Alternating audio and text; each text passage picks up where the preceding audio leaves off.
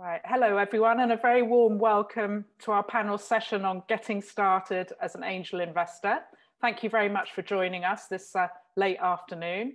I'm Sarah Turner. I'm co-founder of Angel Academy with Simon Hopkins, who you'll be hearing from later.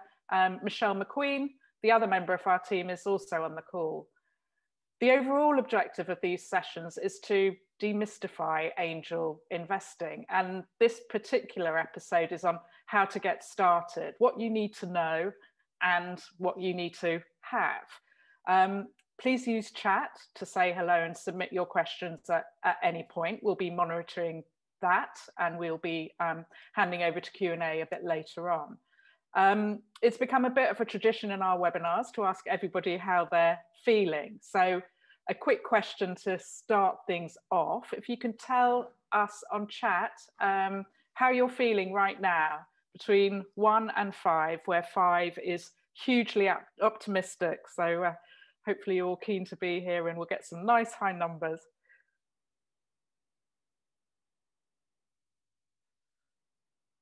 That's what I like to see. Lots of 4s and 5s, a couple of 3s. Fantastic, that's pretty good. And then another question. So for those of you who've made some investments already, try and describe in a sentence, what was the trigger for you? For example, was it meeting a great business you loved? Was it going to an event? Was it talking to a friend about angel investing? Was there a particular trigger moment? Let us know.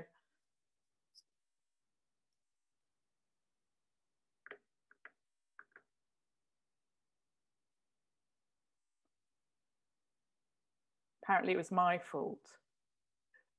So if you post your answers to panelists and attendees, then everyone can see, and that's not part of our recording.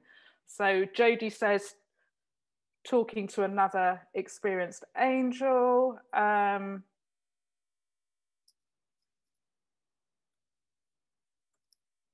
was saying getting an introduction to Angel Academy. That's what we like to hear. Watching other people do it from Karen. A friend needing money to start a business, introduction from a friend, confidence in founders. So Rowena loves reading business plans and meeting inspirational women. So it's a whole range of different things. I think it's individual for each person. Okay, thank you very much. That's fascinating stuff. So Angel Academy are a little bit about our mission. We're not a women-only network, but our core purpose has always been about improving gender diversity in the investor community. Women are still only about 15% of angel investors, but they are 2 or 3 times more likely to back female founders. So this gender gap really does matter. And angel investing is far more accessible and fun than many women think. And I wanted to get the word out about that and create an investor network that worked for everyone, not just men. So next slide, please. So we've invested in 34 businesses so far. All are female or female founded or co-founded, and all are in tech. Many are purpose as well as profit driven, and indeed 4 of them are B Corps. We've continued to invest through the pandemic and are very proud to have added several new investments to our portfolio, as well as following on in some of our existing investments. But it must be said that the funding environment, particularly at early stage, is really tough right now. There is money available, but a lot of it is being allocated to existing investments or is going to later stage investments. They're considered less risky. Slide 4, please.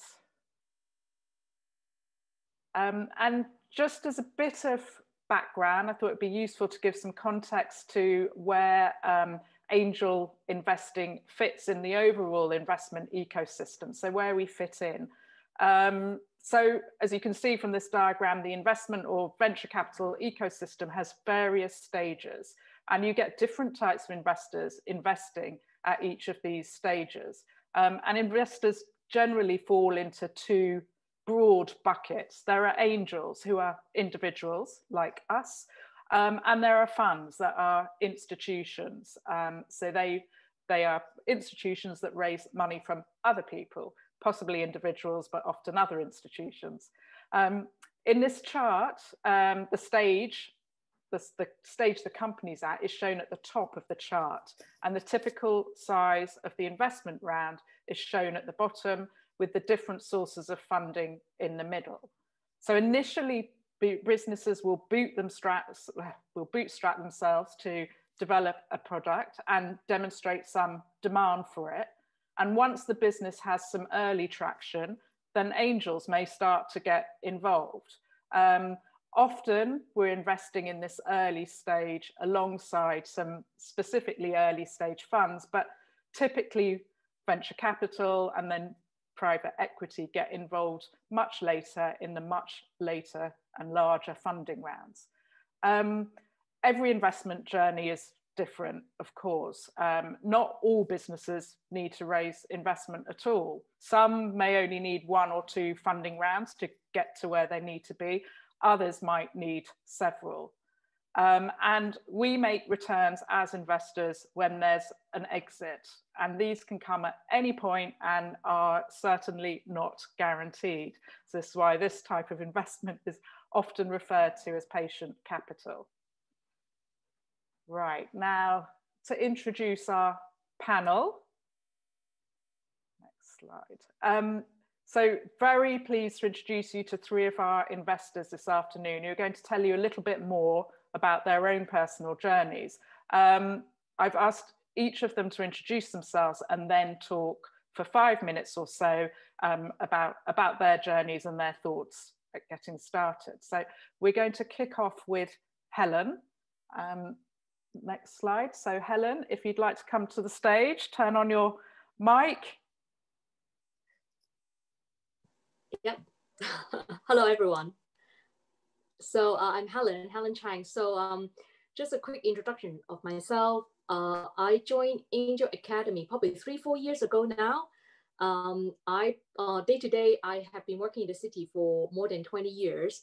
I came across angel investing probably 6 years ago. And I think that was actually at the time, I just started receiving a lot of information about entrepreneurship, early stage company. And then I went into one of a talk that actually held by a business school about entrepreneurship, and actually the business school, they actually have an angel network, and I joined that network and I started my investment journey then.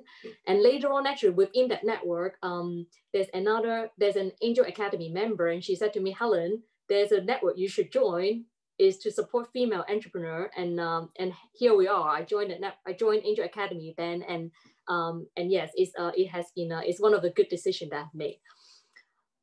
So in terms of so since I've invested in quite a few investment, and in general, like my portfolio actually is quite broad. By definition, just because of the generation we're in, everything that is a bit of a technology angle, and which we can go into that in a bit more detail. But that is just because these days, like rarely you would do something without having a technology platform around it. It's still there is actually a broad spectrum of different type of company that we can look at. And for me today, there's 5 areas that I wanted to go through with everyone in terms of what we can think about for early stage investment. So the first thing is actually, even for an early stage investment, there is quite a broad spectrum of what stage you want to go in. I think actually Sarah earlier, one of her slides show you can actually literally start with the stage where a founder have an idea, have a presentation of the idea, and then might ask friends and family and actually angel to invest in their business. So that is very early stage. Or you might have someone who actually have an idea and turn into the technical term of minimum viable product, right? Which is to demonstrate that that product could work, right? But it's still at the stage when they're trying to get customer to test the That's my daughter, Emily. Thank you. Yeah, so to still have to validate the concept, and then actually as an angel, you can thank you. You actually still can invest in things that actually have tested the idea, have built revenue, have track record, and then maybe on to Series A funding, etc. Right? And so that is available as well. So I think one of the things that we can ask ourselves is that which stage we want to invest. Obviously, the risk return is a bit different. As always, the more the idea has been developed and is tested and has customer, in some way you can say that that is more de-risk. But that being said, there is always a lot of external factor can impact things anyway, right? And obviously, if you go into something that is very early stage, there might be more situation to go wrong, but the valuation would be lower as well. So potentially your return you can get a better return. And also depending on your tax circumstance, in UK, at least for the company that eligible for the SEIS and EIS scheme, then potentially depending on which stage you invest in, maybe potentially some tax relief would be different as well. So these are all the things that you can think about when you consider which stage of the company to invest. Then the second things I would like to go through is what would be the theme that you might want to consider. I think it's fair to say that there's a lot of word like edtech, health tech, fintech, green tech, ESG. There's just lots of things to choose from, right? For me personally, I generally more, in some way, I'm quite open-minded to look at the deal flow that come through from the angel network, because I wouldn't say I have a specific experience in any of this, but at the same time, I actually find all of them can be quite interesting. So in my case, I'm quite open to look at all the various industry, but I also know there are the angel that, whether because of their own experience or other reason, they might choose to have a more focused theme. The third item I would like to go through is that in one of my recent conversation with other angel, one thing that was brought up is that when you do angel investment, actually there could be a stronger tie to what the investment mean to you personally, and how do you want to contribute. I suppose like if you invest in an asset class like an ETF or a fund or an index, the influence you can have to the company or the connection to the founder, right, is very different when you are actually an angel investor. Here, actually, through the due diligence process, most of the time you might easily talk to the founder, even at the due diligence stage, 3 to 5 times. And on a regular basis, there will be update being provided. So in some way, at least in my personal experience, I find that there is a much stronger connection with the company just because you are much closer to the core of the people that is running the company, right? So, and if you would like to, I do feel that generally the founder, they're quite open for all sort of, whether you call it help or connection or connectivity, right? So in that sense, I think potentially as an angel investor, if it is something that you're interested, you might be able to combine it with things that you're more passionate about in life as well. So this is another thing that we can consider. And the next things that I would like to go through is in terms of how you would like to size your angel investment. I don't think there's a right or wrong answer. Ultimately, I think we all kind of have our own comfort zone in terms of how much we want to invest in an asset class. And it's a very personal thing depending on your own circumstance, right? But in some way, I think, at least in my case, what I find is that if on something that I'm less confident about, but I'm interested, I think starting small can be one option, because ultimately once you put some money in something, in some way, it kind of almost forces you to be more careful about it, think through the dynamic of the investment, and that learning part also come through in a different way, because there's actually money at stake, right? So that could always be a good way to start investing, and also that create an anchor point for you to think about, okay, this is an investment, how that has performed compared to other things, and that just create a reference point for the whole investment journey for this asset class. The last things that I wanted to go through today is really to highlight that actually angel investing in the end is still quite is a long-term investment. On average, I started investing 5-6 years ago. The company probably vary, right? The performance vary, but very few would actually come close to actually you can exit the position. So it is a very long journey to see the monetization of the investment. So it's one thing that you have to aware that that is a long-term investment.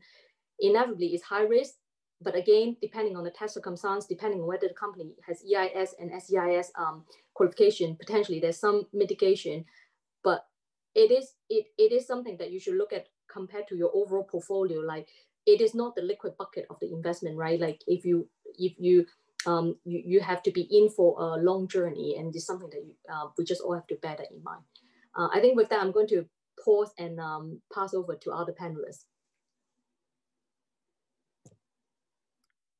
Thank you, Helen. That was a great start. So, Sarah, over to you.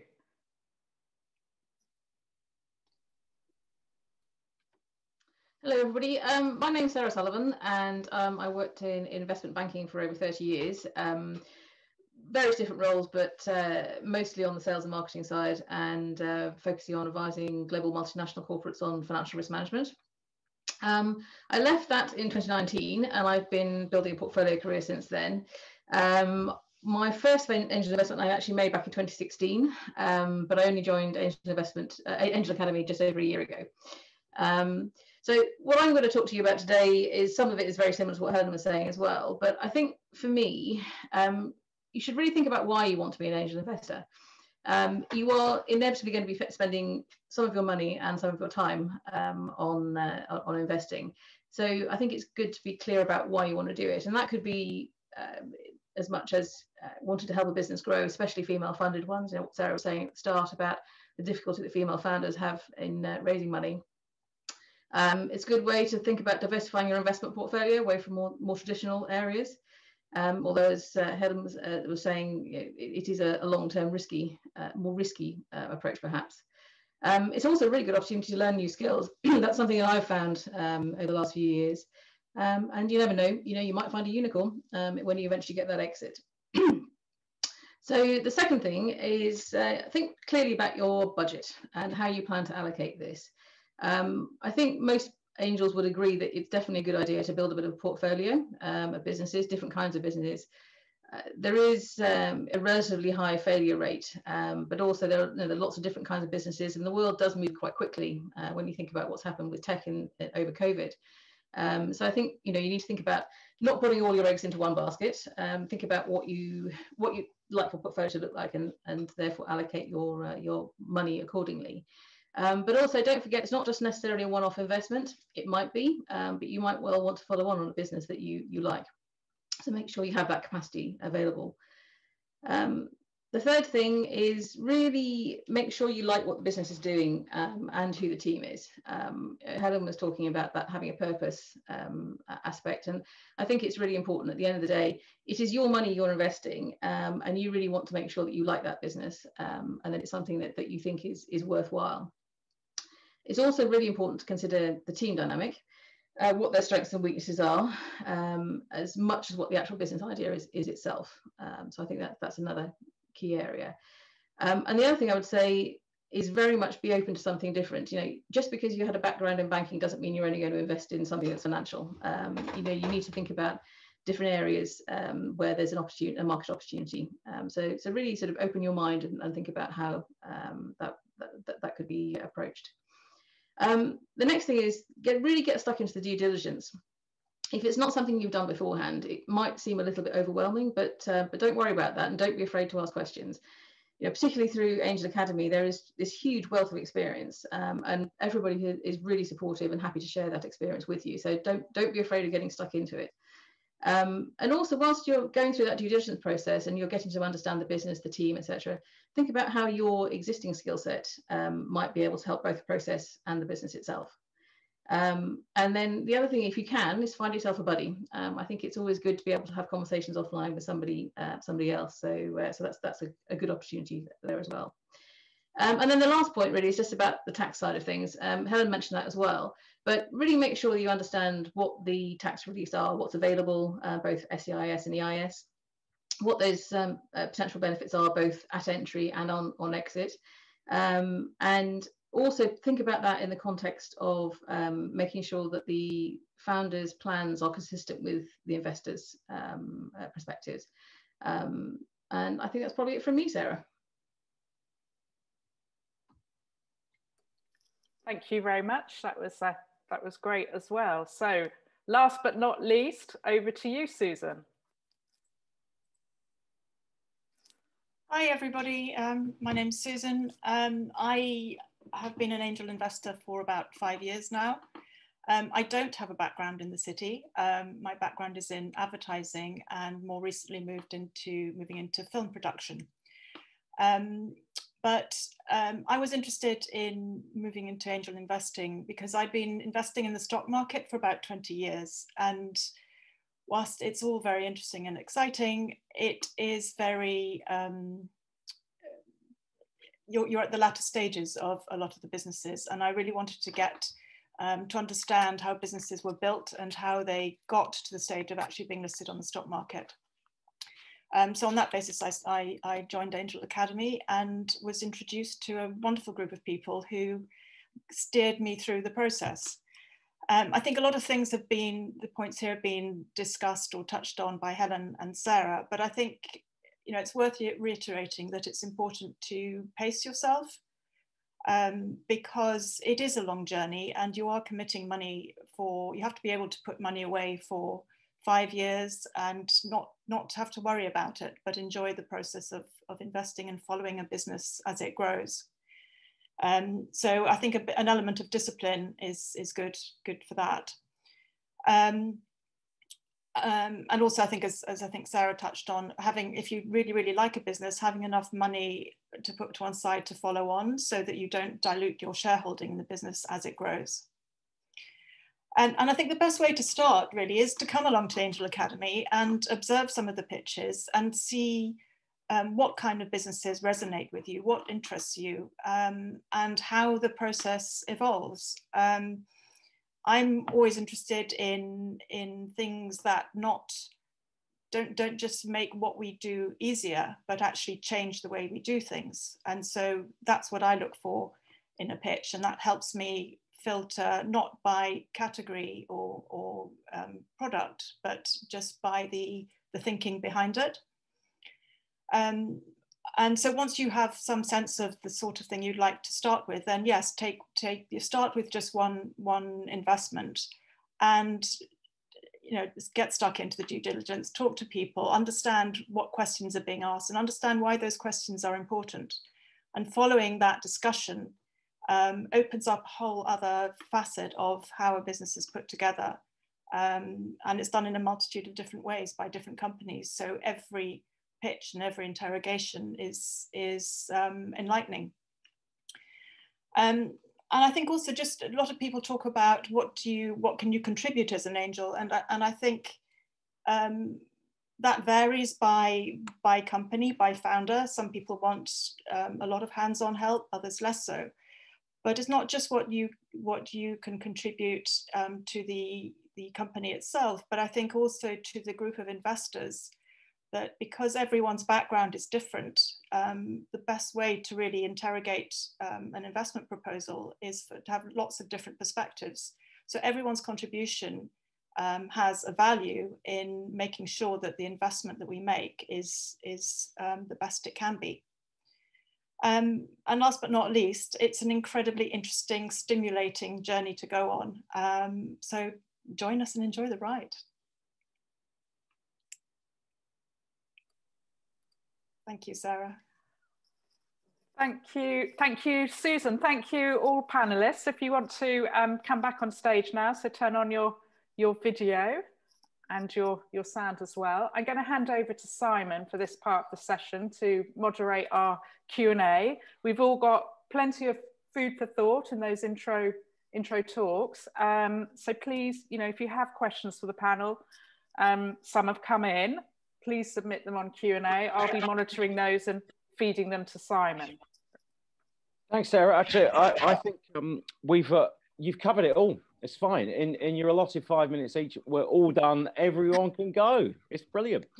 So that being said, I'd like to dig into some of those areas a little bit more and actually kick off with a fairly straightforward one, or maybe not, which is really about your underlying motivations for doing this. Why the hell did you even start? Susan, why don't you kick off with that?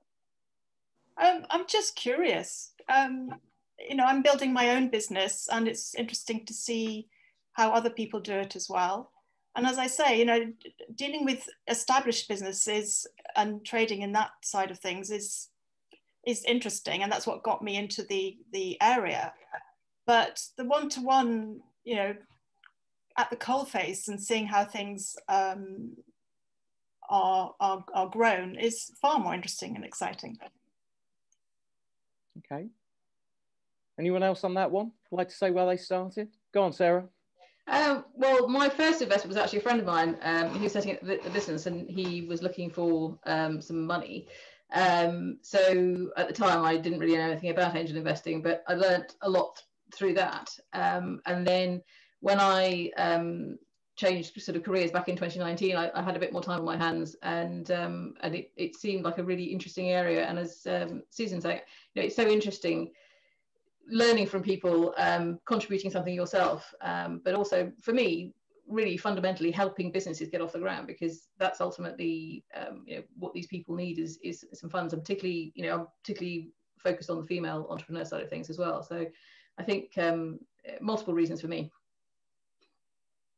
Great. And Helen? Yeah, I think I started angel investing is that I think at the time when I was in school, going into the city was one of the area to go. And actually now, if I look at like my school alumni magazine, they talk about entrepreneurship startup, right?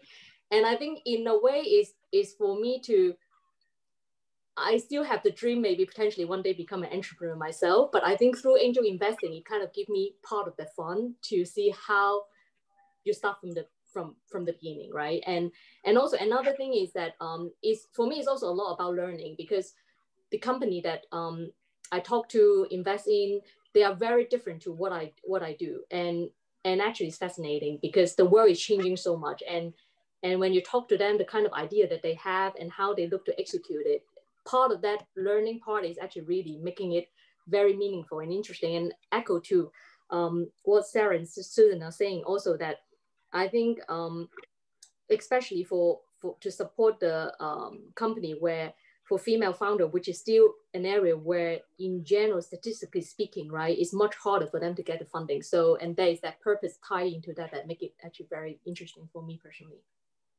Okay, great, thank you. So I just want to ask about resources. This was a question that came in ahead of the webinar. Thinking about what kind of money you need, time, prior knowledge. Any thoughts on that? Well, I mean, you need to, I think it's important to allocate a budget in your head as to how much what percentage of your investment portfolio you want to put into this area, and make sure you don't spend it all at once. It's very easy to go in and here's 3 great founders and go, oh, I want to invest in all of them. So again, for me, I like to allocate a sum of money for the year and then make sure that I'm not jumping in and spending it all in January, because otherwise it gets a bit out of control. We prefer if you didn't, not least because our first pitch event is in February, so don't do that. Sarah, what about time? How much time do you think you need to put aside for this kind of shenanigans? That can vary enormously. So I think if you're doing your first investment, then you really need to devote as much time as you can to the due diligence side of things. Really get stuck into that and get an understanding of the sort of questions that need to be asked, and that really helps you sort of frame the validity of that business. I think one of the things that is it may seem off-putting, as I think some people think that all angel investors have to be intimately involved with the company, and that isn't the case. I think it's a question of if you want to be and you have skills that could benefit, then the founders may well be drawing upon you more often. One of my investments I'm actually quite heavily involved in as well, but the other one's not really. So I think it's more of a you have to put some time into it, but it isn't going to take over your life. Doesn't have to anyway. Well, let's hope not. I mean, and Helen, what about, so you mentioned that, you know, you've got quite a diverse portfolio, and you touched on the fact that you're not necessarily an expert in all the areas or verticals that they cover, but you know, how much prior knowledge do you need bringing to an investment? Well, I think ultimately it's a bit on an well, first of all, there are areas that I invested in, I don't have the industry experience, but obviously having the background working in the city, I generally I can understand a lot of different risks, so I can ask a lot of questions to try to get myself comfortable. And I think the good thing of being part of an angel network is that in general, the DD process, we tend to have at least, we will have 2 leads, and then we have 5 to 10 investors going into the DD process together, right? And actually, a lot of the time, what I tend to find is that there might be things that I haven't even thought about. There would be another angel that would have raised. So that process of learning from each other is actually quite helpful. And ultimately, for angel investing, one is about understanding the business, right? But there's many other things that you would think about, like the management team, which is about assessing like how competent you think the founders are, right? And you have to do some research about the market, and part of the fun is actually trying to find out. So I would say it's about building that experience, and maybe your first investment, you might find it quite daunting that there's a lot of things that people talk about, you might not even know what they're talking about, but actually by doing more of it, you learn more, and then you will feel more confident about it. So people can even just trying to get into that process to get themselves more comfortable to build that knowledge base, right? Because in the end, actually, even now after 5-6 years in investment, there are times when I look at the company, I still think that there's a lot of things I do not know. But then by forcing myself to learn it, then I actually feel like next time I know a little bit more, right? Yeah. Great. So Simon, can I just add to that I think in terms of resources, that whatever you put to one side, the tax incentives are a really important facet of how you spend that money. And I know Angel Academy run a session that introduces everyone to the whys and wherefores of it. But it's not, you're not spending pound for pound. So, you know, the risk is not the initial sum of money you allocate for the investment process. That's great. I had a whole question lined up on tax and logistics, Susan. So that's brilliant. Go on, then tell us a bit more about that. Well, it's just, you know, if you start off with £10,000 and you're going to get and it's an EIS qualifying investment, then you can reduce your tax liability by £3,000. So your investment is effectively 7. And then at exit, any gain you make is tax-free. And I think the other point is that if you have a portfolio of 10 investments and inevitably 1 or 2 of them may fall by the wayside, you're not writing off that 7,000. You can offset some of that loss against your tax bill. So there's my seminar, and I like it. That's fantastic. That's Mark Pattenden's hour condensed into 3 sentences. So you touched there on the portfolio aspect of this, and we've already had a couple of questions in about that. So my question to any of you on this is, you know, how important do you think it is to build a portfolio? Should you just be following on with 1 or 2 companies and following them closely, or, you know, how do you approach your building a portfolio, if at all? I think it's really important for a number of reasons. 1, to spread the risk. 2, to follow, you know, part of the learning process is following the journey of different types of companies and seeing how they manage in crises, how they pivot if the industry landscape changes. All of those are hugely informing learnings that you carry on to your future investments. And also just to manage the risk. Not everyone can be a winner. Yeah. Some will.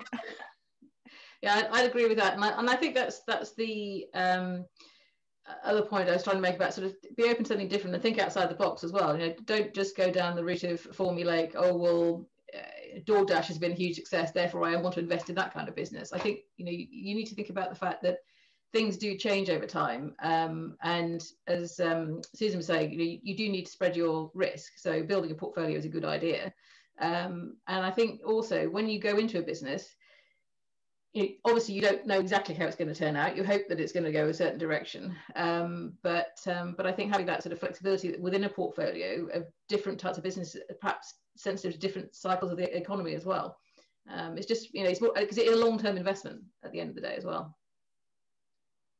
So okay, so that's building a portfolio. Let's pull it back a little bit into your initial investments that you made, or that people on the webinar might be considering making. I've had a couple of questions in already about kinds of criteria that you're judging against, but actually I think it was Tatiana sent in a question ahead of this, which I think was a great way of summing it up, which is, what 3 questions do you ask a founder or a business before investing? You can have one each. Oh gosh. That's quite like. Sorry, but Helen, you go. You can have all of them. Answer all 3, Helen. You've got it. It's yours. Well, ultimately, you want to, well, aside from all the purpose and goodwill and etc., ultimately, when you make an investment, you do want to see the money back, right? So on that basis, first and foremost, you want to make sure that they actually can generate revenue. So I think is to validate that actually there is paying customer for the product that they want. Another thing over time that I realized that the revenue is not the only thing. The cost discipline is extremely important, and especially for early stage company. And we all know, even with unicorn, that the profit is still lagging, right? And that is something that I think the entire space needs to think about. And sometimes I do see that there would be company where their cost discipline is not great. And so actually these days I do place quite a lot of focus in terms of their cash burn, how quickly they're looking to burn their cash, how they look to be smart enough to not overspend on marketing. On one hand, it's important to spend things on marketing, right? But on the other hand, if you just flush all the cash, then you might run into a cash flow issue. So that is another thing that these days I do tend to do quite a lot of DD on. And then the third thing for me is really the team dynamic, because it's a small company, and inevitably when they go through, be it a good time or difficult time, how they interact with each other and come up with the best solution is important. And if they do not work well with each other, then even if they have the best idea, the execution is going to be very difficult. So for me, those are, well, at least the 3 questions that I would try to address. Yeah. No, that sounded like 3 questions. I think if I could summarize that, it would be, how do you make money? How quickly do you spend money? And who the hell are you? Is that about right? Sounds about right. Yeah. Any other questions? You can have more than 3 questions. Any others you chuck in there? I'll add one. I like to understand where the idea came from, because I think that tells a lot about the psychology of someone, and what their motivation is, why they want to do it, and how they can move that forward. And then all those other 3 questions are absolutely essential filters to make sure there is a proper marketplace there. You know, who is the consumer? Who is going to, it's all very well, a lot of people come up with great ideas because they sound like great ideas, but if no one wants to buy them, or they can't be persuaded that they're useful, that's where it stops. That sounds very familiar. Sarah, I'm going to give you a chance to chuck in your I was just going to say, the other thing to add to that is to make sure, really get them to explain fully, and this sounds a bit strange, but just really fully explain their plan, what their business plan is, and where they see the strengths and weaknesses are. Because I think when founders are really honest about, hey, we've got a great product, but we're a bit weak on marketing or sales, I think recognizing that where if they're actually honest up front about recognizing what their drawbacks are or what the weaknesses are, but being able to explain exactly what their fallback plan is if plan A doesn't quite work, what plan B is, but also just to say, well, actually we need a bit of help in these areas, because I think that's one of the key areas where angel investors can help out the businesses in terms of guiding them down a path, but making sure that they understand what their real drawbacks are, for example, what the weaknesses are in their plan, as well as the strengths. Okay, great, thank you. So, what sort of returns are you expecting? What's realistic to expect, you think? We'd all love a unicorn, but I think most people go in expecting, you know, maybe 5 to 7 times if it works really well. But that won't be on everything. No. You know, some maybe. I remember speaking to someone. I think he had like 20 investments, and they'd all floundered apart from one that exited at 100 times. So who knows? Yeah. You need to look at the portfolio average. Yes, there's always a way to cut it to make it look better. Okay, so I've got a few questions that are coming. So this must be a really easy one to answer, which is why did you all choose Angel Academy? I like that question. I hope I like the answer. I was introduced by a friend, and I have to say I'm very glad that she introduced me, because I think it's what you guys have been doing is amazing. So I'm very happy, Simon. That's good. We like that. That's good. And, okay. I when I first started, tried lots of different platforms and groups, and found them all very, or not all of them, but most of them quite insular and very individual, and that people are investing on their own and on their own due diligence. And my experience wasn't as broad as I would have wanted it to have been to make those individual decisions. And at Angel Academy, again, we've talked about it, the due diligence experience is wonderful, because you're still investing independently, but everyone's sharing their knowledge and their experience and interrogating in great depth. And it's a great group of people. On a more serious note, the focus on female founders and tech, for me, it ticked big boxes for me as well. Okay, well that's great. Actually, let's stick into that, because I had a question about the tech thing. So we don't exclusively invest in tech companies, but it is very much our focus. Why do you guys think it is so important to invest in tech? Helen? It's our present and our future. Oh. Well, I think it's the market tell, right? Even if on the public market, the last 2020, that is where all the stock gaining the one of the most value. Inevitably, we know that is the future, and that is where the money would go, and where all the disruptor is going to look like. So it is important to have tech in the portfolio. It doesn't have to be everything, but it is an important allocation in my personal view. Yeah. Susan, Sarah, anything to add on that? Just that most businesses to find some kind of cut through need some kind of technology behind them. Tech doesn't mean just coding. It's a technology that drives most businesses forward. But it's a way of very broad. Yeah, it's a way of life now as well. If you think, lots of people have Alexas at home. That's Internet of Things. Everybody's life. We can't survive without mobile phones, without Zoom. Tech is the basis of our lives these days. Online shopping to whatever. Okay, so how do you guys keep in touch? If you keep in touch at all with the founders in whom you've invested, what sort of reporting do you look for? So I can start first. So I would say a lot of the founders, they are quite proactive. They usually, some will provide quarterly update and some monthly, but it's actually really company specific, right? It's just depending on how proactive are the founders. And there's definitely a tendency that when they're looking to raise another round, then definitely they would be in touch as well. I think it's quite individual cases, but in most cases, my experience has been that they do provide quite regular update. And I think if as an angel you would like you reach out to them, I think that you can almost even make it as a requirement for you to invest invest that you would like regular update from them. I think there's a balance between how often you're getting updates, because You want the founders to be focusing on the business, not on writing nice, pretty reports, but it's important to have regular updates. So I think for me, I'm quite happy with the quarterly update. I think other people would like more often than that, but for me, quarterly seems enough. Plus the fact that you do have access to the founders as well. So if there is anything, you can always get in contact with them.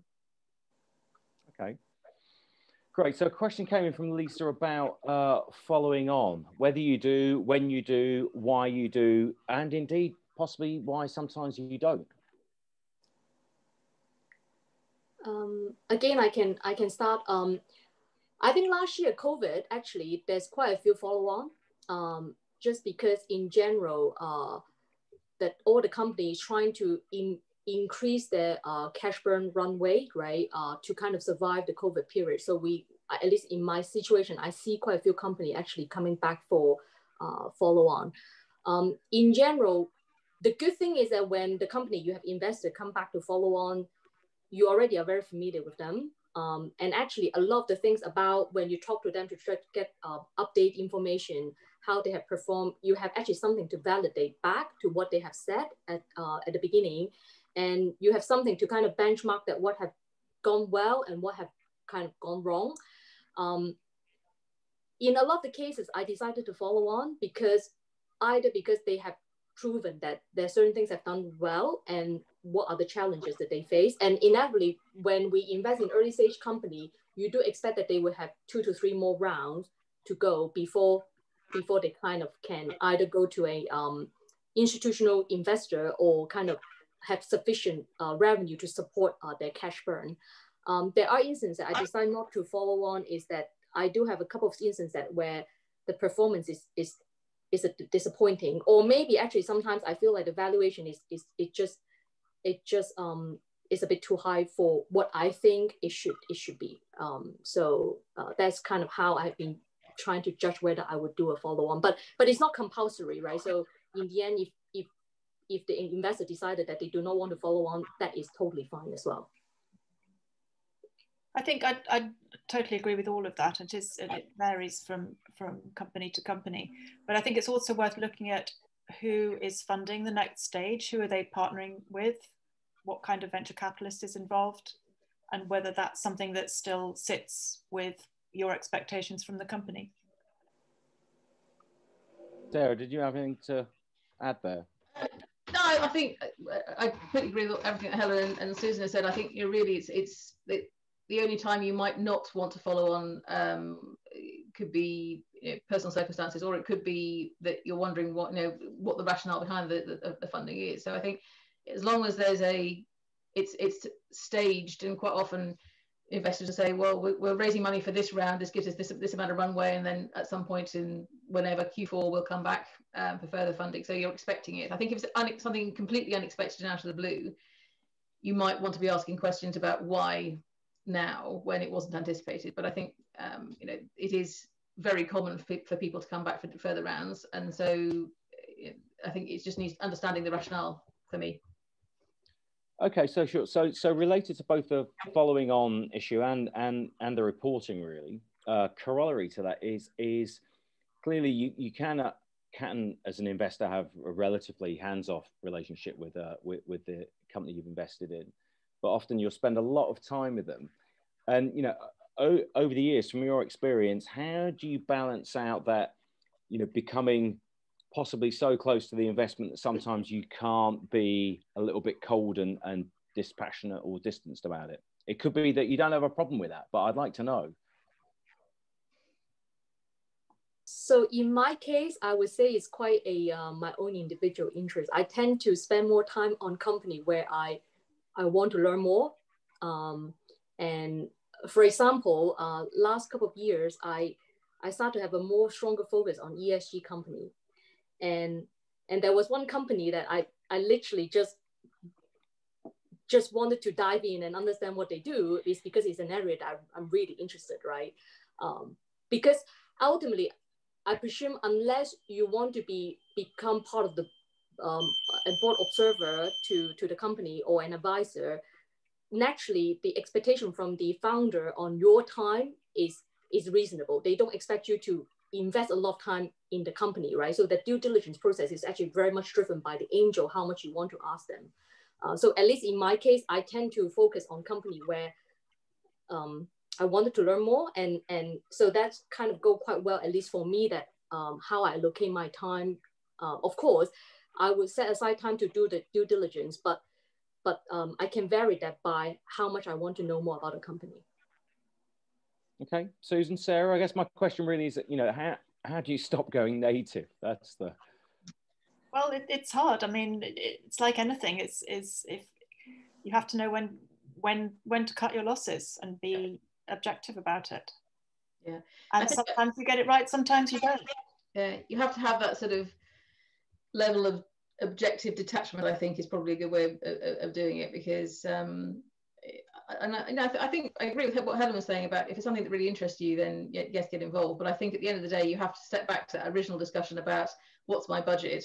You know, how is this going to pan out in my overall portfolio, and just, you know, try and retain that sort of slight detachment. And there's nothing like another business that's more interesting that pops up in front of you to divert the resources. You mean new toys to play with, new toys. Exactly. So talking of the portfolio thing then, a question came in from, I think it was from Samantha, which is very interesting, because clearly this, you know, once you start to build up a portfolio and you're looking at not only your investment, but all the tax breaks around it, this can start to feel a bit like 4 or 5 dimensional chess. Have any of you got any tips on how to track it, or any particular tools or platforms that you favor? Or is it just all in one horrendous spreadsheet somewhere? It's all in one very simple spreadsheet somewhere. Yeah, mine's quite simple too, actually, but I have a spreadsheet, definitely. Yes, I have the spreadsheet right next to me right now, so spreadsheet. So no particularly sort of bespoke tools that have been made for our environment then? No, I think it really is just making sure that you have the right, that you can allocate your investments against. It's an awareness of tax, I think, to make sure that your investments are allocated to the right time that's most advantageous for you. And in terms of monitoring their success, again, that depends on the reporting from the company and what's of interest to you. So you can make it complicated if you want, but I like to keep it simple. Okay, great. Well, I just hope you all use software packages that are not as old as 10 years. Yes, thank you. So a question came in here about how much of a science is this versus an art when you're making decisions? I can attempt to take this question. So I think there is a part of it is science and art, but actually for a lot of investment, it's the same. I think when we were in business school, there is actually a course about how to value angel investment, right? So you talk about pre-money valuation, post-money valuation, and how you look at your exit. But obviously, because it's an early stage company, when you look at a more mature company, the revenue, EBITDA, all come into play, right? But whereas because it's early stage, that number tend to driven by a lot of assumption and what that would look like. So that make it harder. But still, actually, you can try to make some assumption, but you know that what you look at today, if you look at it 5 years time, probably is all wrong, but still there is that technical part of it that you can try to do some analysis, right? And actually, one thing I also think that is that is an art, because people tend to try to comb the investment. If you look back, a lot of the investment, their valuation come up in similar range because of certain similar characteristic. And so I think to go back to the question, I think there are things that you can pull to try to make some references of how you value the company, but there is a lot of judgment going into it just because of the nature of the early stage of the company. And what about your colleague here? How does she feel that what? I want to know how she's built her portfolio. How's that working out? What do you think, Mummy, investment portfolio working out? They're not ready. Oh, that's good. So, a couple of people have asked, and I guess it's a fairly straightforward question on this, really, but because we talked a lot about building up a portfolio, is there an ideal size? Is there a optimal size? Is there an upper limit?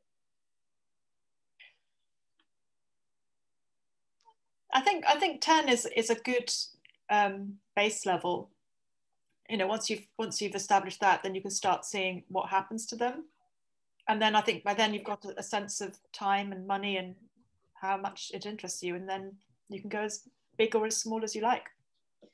Yeah, I'm not sure there's a magic number that's you know the perfect answer to that. I think it does depend very much on your circumstances and how much time you want to devote or have to devote in terms of the various different investments. So I think you need to have enough sort of variability so that you have a, you know, your risk is spread across portfolio, but then it depends, again, comes back to what we've been talking about in terms of that if you want to have some sort of personal connection or some particular focus on the businesses, it really, at the end of the day, it comes down to your feeling about those businesses as well. So I wouldn't say that you should, I would absolutely not say that you should invest just for the sake of building up a portfolio to a certain number. I think you need to invest how you feel you want to invest. I think it's going to be different for everybody. Okay, and I think probably final question here. Actually, it was a question from earlier that we didn't get around to, and again, I think this is a fairly straightforward one, but it's an important one, which is that realistically, what's the minimum amount of money you need to get started in this sphere? Not as much as you think. Yes. You don't know what I think. Well, we know your minimum is 10,000. But, you know, as Susan was saying earlier about the tax side of things, actually that's, you know, if it's EIS, that's 7. If it's SEIS, it's 5. But I think you need to, I would say that's not enough, because you need to think about what you're going to do building a portfolio and also following on, etc. as well. But you could start, you know, you could start with one, but I think we've all agreed that actually it's better to have multiple investments. Okay, great. Any other thoughts on what you need to get started with? No, I think Sarah's exactly right. Is, you know, you can start with just one if you think you're going to have access to funds later on, but I would plan for 2 or 3 investments to start a portfolio. So again, depending on what kind of tax incentives there are, then that defines how much that money is. But with a 10,000 entry point, then that gives you a fairly good guide.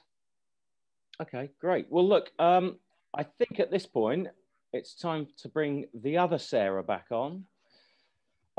So quite a few people were asking questions about sort of more detailed DD, due diligence. And I think, am I right in saying, Sarah, that we will be addressing this in much more depth in an upcoming Investor Academy session? So hold fire on those questions, and we'll get around to those. Is that going to be our next session, Sarah? It is, yes. Look at that, it's brilliant. It's like it's been planned. It's so smooth. So well, yeah, go ahead. I was just going to take a moment to thank Helen, Sarah and Susan for their amazing insights and lots of very frank and honest answers. Simon for doing a great job chairing.